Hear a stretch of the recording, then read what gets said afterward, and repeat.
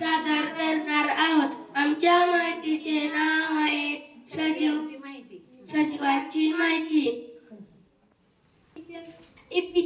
माझ्या माहितीचे नाव आहे एकटीचे सजीव.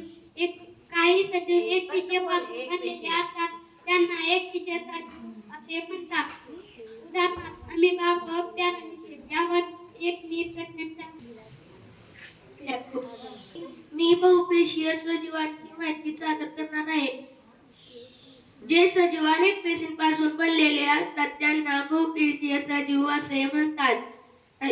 उदाहरणार्थ मानव, गाय, उंदीर, झुरळ, हत्ती, वडाचे झाड, कांदा हे सर्व सजीव बहुपेशीय सजीव आहेत. माझे नाव साहिल बलराम अकमारे. माझ्या माहितीचे नाव आहे अपयकारक सजीव कशास म्हणतात.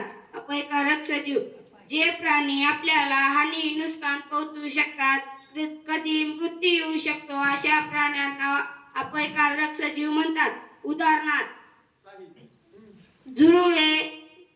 झुरळे, उंदीर, घुशी, ओवा, पाळी, कोळी, साप, विंचू इत्यादी प्राण्यांना अपयकारक सजीव म्हणतात.